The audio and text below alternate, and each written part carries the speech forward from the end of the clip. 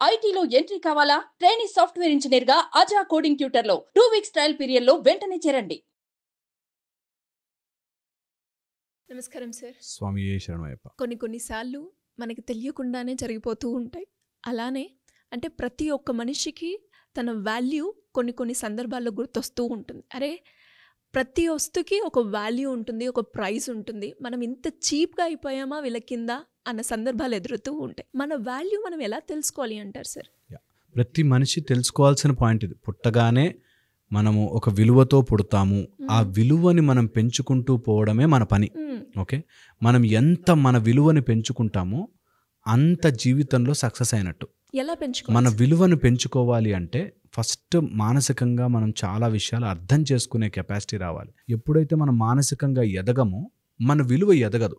చిన్న వాటికి మనని మనం ఇచ్చేసుకుంటూ పోతే, అందుకే అంటాను there is called an emotional quotient and emotional strength. ఈ ఎమోషనల్ స్ట్రెంగ్త్ మనలో పెరిగినప్పుడు చిన్న వాటికి మనం బానిసైపోం. ఎప్పుడైతే బానిసగా ఉంటామో మన విలువ పడిపోతుంది. అంతే కదా, లోయెస్ట్ క్యాడర్లో ఉన్నామనుకో మన విలువ తగ్గి ఉంటుంది. మనం దేనికి బానిస అవుతామో తెలుసుకుంటే మన విలువ తెలుస్తుంది మనకి. దేనికి బానిస అవుతామో మన మైండ్లో ఉండే సెన్సరీ ప్లెజర్స్కి మనం బానిస అవుతాం. సెన్సరీ ప్లెజర్స్కి బానిస అయినప్పుడు అది దక్కించుకోవడం కోసం ఏదైనా చేస్తాం. సపోజ్ ఒక అమ్మాయిని లవ్ చేశాడు, ఒక అమ్మాయి ఒక అబ్బాయిని లవ్ చేసింది. వాడు ఎంత తిట్టినా వాడితోనే ఉండాలని, ఆమె ఎంత తిట్టినా ఆమె వెనకాలే పడాలని ట్రై చేస్తుంటారు కొంతమంది. అంటే వాళ్ళ విలువ ఆ సెన్సరీ ప్రెషర్, ఆ అమ్మాయి బ్యూటీ కోసము, ఆ అబ్బాయి ఇష్టము అనే ఒక ఫ్యాక్టర్కి అంటుకుపోయి వాళ్ళ విలువ అక్కడతో ఆగిపోతుంది అనమాట. సో ఎప్పుడైతే ఎమోషనల్ స్ట్రెంగ్త్ ఉండదో వాళ్ళు ఏమైపోతుంటే ఎంతకన్నా దిగజారి వాళ్ళని వాళ్ళు అమ్మేసుకునే స్థితికి వస్తారు. బానిస అయిపోతారు. దేనికి బానిస? వాళ్ళకి కాదు, వాళ్ళ గురించి మన మైండ్లో పెట్టుకున్న ఆలోచనకి బానిస. చాలా ఇంపార్టెంట్ ఈ ఆలోచన. అది నా విలువ ఇంతేనా అని తెలియనివ్వదు. వాళ్ళ కోసం చేస్తున్నాను, వాళ్ళు చీకొట్టిన నా వాడే కదా, నా గర్ల్ ఫ్రెండే కదా అనే ఒక దాంట్లోకి వెళ్ళిపోతారు. ఎప్పుడైతే నీ విలువ నువ్వు తెలుసుకునే ప్రయత్నం చెయ్యవో నీ విలువ పడిపోతూ ఉంటుంది. అక్కడే ఉందనుకుంటాం, ఉండదు, పడిపోతూ ఉంటుంది. నీకు చాలా కామన్ అయిపోయినవి పట్టించుకో, విలువ ఉండదు. నీ దగ్గర ఒక కొత్త కారు కొనుక్కున్నావు అనుకో, ఫస్ట్లో కొత్త కారు అని ఉంటుంది. తర్వాత అలవాటు అయిపోయింది అనుకో, దాని పెద్ద విలువ ఉండదన్నమాట. అలాగే మనం కూడా ఇతరుల జీవితంలో పడిపోతూ ఉంటాం, అక్కడే ఉండం. అక్కడ ఉండాలి అంటే ఓకే, అదే విలువ ఉండాలి పెరగాలి అంటే నిజంగా నీ పర్సనల్ విలువ పెరగాలి.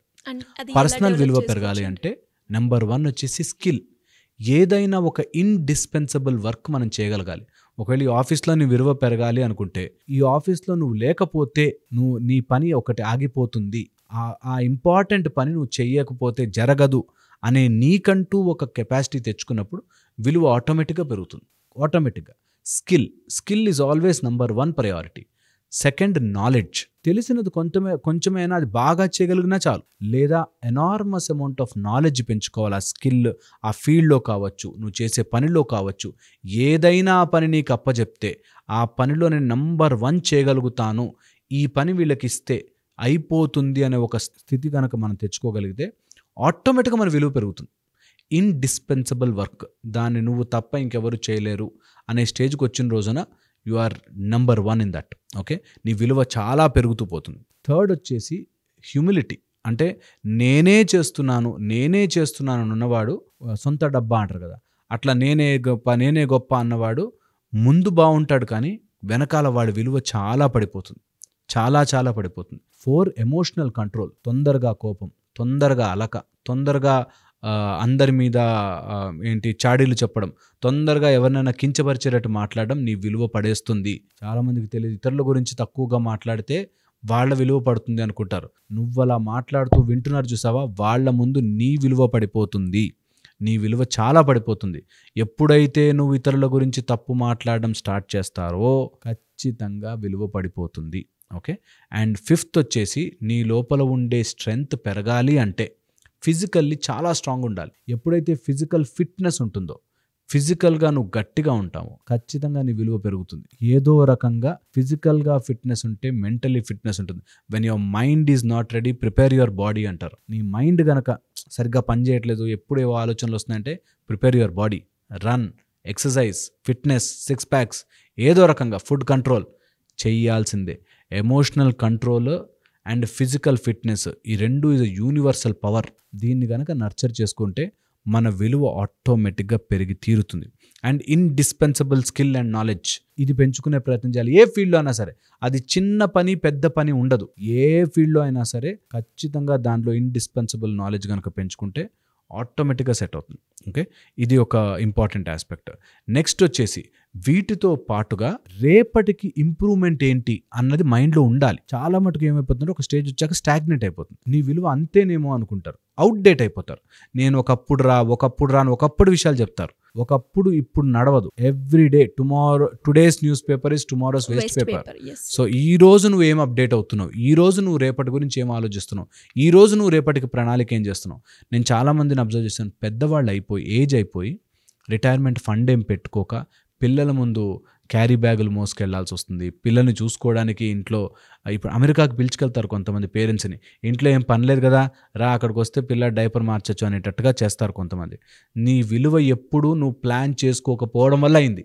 నువ్వు ఖచ్చితంగా ప్లాన్ చేసుకుని ఉంటే, ఆ ఎమోషనల్ బందీలో పడకపోయి ఉంటే, నా పిల్లలే కదండి చేస్తానంటే అక్కడికి వెళ్ళాక వాడు చలిలో కూర్చోబెట్టినా కూర్చోవాలి. అలా కాకుండా, అందరూ ఉంటారని కాదు కొంతమంది, ఓకే, అలా కాకుండా మనము ఎప్పుడైతే మన ఫ్యూచర్ గురించి ప్లాన్ చేసి, నా జీవితానికి ఇది నా డెఫినేషన్, నేను నా జీవితాన్ని రాసుకుంటాను అని ప్లాన్ చేసుకుంటే, నీ జీవితాన్ని నువ్వు రాసుకోగలిగితే నీకు విలువ ఉంటుంది. నీ జీవితాన్ని నువ్వు కాకుండా ప్రతివాడు డిక్టేట్ చేయడం స్టార్ట్ చేస్తే నీ విలువ ఉండదు, చిత్తుకాయితం అయిపోతుంది. నీ విలువ 2000 నోట్ ఉందంటే దాన్ని నువ్వు మార్చి 1 రూపీ నోట్ అని ఇవ్వలేవు, 2000 నోటే. నువ్వు వైట్ పేపర్ ఇస్తే వాళ్ళు ఎవరైనా ఏదైనా రాస్తారు. అలాగే నువ్వు కంపల్సరీగా నీ విలువని ఒకసారి సెట్ చేసుకుంటే దాన్ని ఆటోమేటిక్గా నువ్వు దాన్ని మాడ్యులేట్ చేసుకోవచ్చు, కావలసినట్టుగా మార్చుకోవచ్చు జీవితాన్ని. ఇది తెలుసుకోవాలి. ఏజ్ వస్తున్న కొద్దీ ప్లాన్ చేసుకోవాలి. అమ్మాయిలు ప్లాన్ చేసుకోవాలి. ఒకవేళ ఫైనాన్షియల్ ఇండిపెండెన్స్ కావాలంటే ఎలా చేస్తా, నేను డబ్బులు ఎలా సంపాదించుకుంటా, ఒకవేళ నాకు ఇవ్వకపోతే నా పరిస్థితి ఏంటి, నేనేం చేసుకోవచ్చు, ఇలాంటి ప్లాన్ చేసుకోవాలి ఖచ్చితంగా. అందుకే తెలివిచ్చాడు దేవుడు. తెలివి ఎందుకు ఇచ్చాడంటే దేవుడు ఇలాంటివన్నీ ప్లాన్ చేసుకుని ఆ ప్లాన్ ప్రకారం ఇంప్రూవ్ చేయాలి. ఎమోషనల్ డిపెండెన్స్ కాకుండా డెఫినెట్లీ ఎవరి వాళ్ళు ప్రయత్నం చేస్తే విలువ బాగుంటుంది. ఎప్పుడైతే అలా చేయరో విలువ తగ్గిపోతుంది. ఒకరోజు కాకపోతే ఒక రోజైనా బయటపడుతుంది. మనం అయ్యో ఎందుకు ఇట్లా ఇరుక్కున్నాను రా అని మనకే అనిపిస్తుంది. గ్రేట్ సార్, నిజంగా మీరు చెప్తూ ఉంటే నాకు తెలిసి ఈ వీడియో ఎవరైతే క్లీన్గా నీట్గా అబ్జర్వ్ చేస్తూ ఖచ్చితంగా మీరు మాట్లాడే ప్రతి మాట వింటారో వాళ్ళకి ఒకానొక సందర్భంలో అయ్యో నేను ఈ పాయింట్ మిస్ చేశానే, అయ్యో ఇలా చేయకుండా ఉంటే నాది ఇక్కడ ఉండేదేమో అన్న రియలైజేషన్ పాయింట్కి అయితే వస్తారు అనడంలో ఎలాంటి సందేహం లేదు. ఒక్క లాస్ట్ పాయింట్ ఏంటంటే, ఆ మైండ్లో ఉండే ఆ థాట్కి బానిస అవ్వకండి, ఇవన్నీ సెట్ అవుతాయి. True sir, true. అది ఏదైనా కావచ్చు, ఫైనాన్షియలే కావచ్చు, రిలేషన్షిప్ కావచ్చు, ఎవరైనా సరే మైండ్లో వాళ్ళ మీద పెట్టుకున్న ఆ ధారణని మీరు పక్కన జరపాలి. ఎలా సార్ ఆ థాట్ నిజంగా అది ఏ సిచ్యువేషన్ అయినా కానీ ప్రాక్టీసే, జస్ట్ లైక్ మజిల్. ఒకసారి ఆ థాట్ని జరపండి, మనకు భయం వేస్తుంది. అయ్యో ఇన్ని రోజులు నేను ప్రేమించిన వాడు నన్ను టార్చర్ పెడుతున్నా, అనుభవించాలి అనే థాట్ అవసరము లేదు. నేను ఇండివిజువల్గా వచ్చాను ఇక్కడికి, నా విలువను నేను పెంచుకోవాలి అని ఎప్పుడైతే ఇండివిజువల్గా అనుకుంటామో ఆటోమేటిక్ సెట్ అవుతుంది. అండ్ ధర్మ మార్గం, ఎప్పుడు ధర్మం ఈజ్ రైట్. ధర్మ మార్గంలో నువ్వు మోసం చేయకుండా, మోసం జరుగుతుంటే నువ్వు ఆపచ్చు. మనకు ఎప్పుడు భగవంతుడు కూడా చెప్పిన మాట, ధర్మంగా ఉండు, యుద్ధం చేయి, తప్పులేదు. ధర్మం లేకుండా యుద్ధం చేస్తేనే తప్పు. ఖచ్చితంగా. Will practice sir. మీరు అన్నారు కదా సాధన అని. Thank you so much.